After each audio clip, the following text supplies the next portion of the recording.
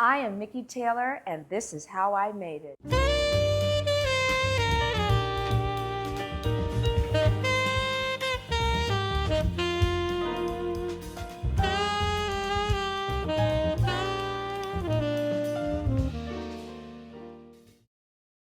I have so many style icons that inspire me. I think Black women are glorious.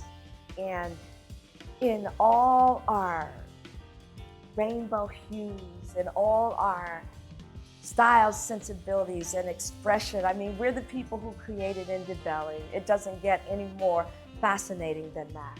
When I pass through the city and I watch us on 42nd Street, when I watch us strutting up in Harlem or going to church on Sunday, it's just, the inspiration is endless. I think I came here in love with fashion. My mother was a wardrobe stylist, hairstylist, and makeup artist to the late jazz legend, Sarah Vaughan. And she traveled the world with her, and so fashion came into our home from everywhere. So there was no way that if you grew up in our home that you didn't love fashion, or at least have a strong feel for it. The dog had a feel for fashion. The things that caught my eye as a young girl through my mother's lens was her, I guess she was really my first commander-in-chief. And so fashion was a form of self-expression. Newark, New Jersey, back in the day, was a mecca for so many things: style, music, the arts. There was a newspaper that no longer exists called the Newark Evening News. And I remember my mother made the best dress list in that newspaper many times. But so if you can imagine having a mother like that, it carried on. So we dressed, initially I dressed for church because we wore uniforms to school. So Sunday was when you showed up. Our clothes were laid out the night before. And yes, I had the patent leather shoes and the ankle socks and the matching bags and the jackets and the dresses and what have you. I remember when I was 8 years old, my mother had her furrier make me a mink collar for my proper wool coat. And I think at that point, I began to really see fashion through my own eyes differently. Well, I was heavily influenced by magazines in terms of finding my own style. I remember the day my mother brought home Essence, and it had that wow factor. It didn't look like any of her other magazines. And there we were as Black women in all of our glory. And it was just amazing. And so being a student of all these inspirations, if you will, I kind of formed my own style. So my first step, again, was to become a model.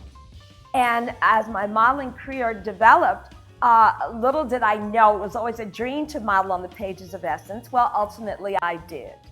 And that was like, and to this day, I hear celebrities tell me, like, you haven't done anything until you are in Essence magazine. And so by the time I was in Essence magazine, it was like, oh my gosh, I'm over the moon. I have arrived. I am an Essence model.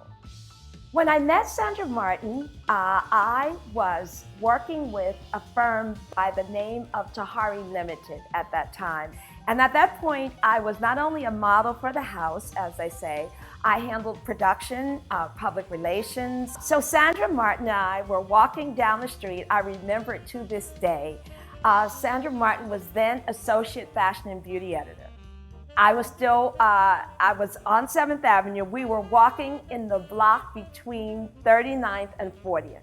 And she said, and it was interesting because I had first met Susan Taylor and the Essence team, not only modeling, but they had come to Tahari a lot of times to select clothing for shoots in the magazine.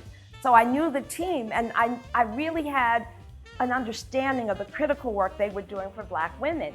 And so, long story short, Sandra Martin says, there's an opening at Essence. And I said, really?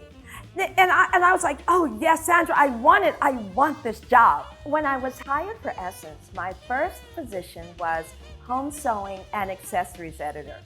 And it was very interesting because if you looked at the mastheads of other magazines, no one had a title like that. In 1980, when I was hired, Black women were sewing their clothing. We were entering the workforce in great numbers, but we were not getting the salaries of our Caucasian counterparts. And so back then, in every issue pretty much of Essence magazine, you would see at least 2 spreads of fabulous clothing that you could wear to work that had been sewn by the companies and that you too could recreate at home. I remember when I walked in the door at Essence, Susan said to me, "We put this magazine out for and about ourselves." That simplified the work. And so I pitched for the position of cover editor in 1986, and Susan Taylor gave it to me, and thus I became beauty and cover editor. It was really like making a movie of stills, shooting the Essence cover, because it is an experience, as celebrities tell us, that is unequaled. I wanted to be in the place where Black women were being talked to and talked about, and just, in all their fabulosity, if you will.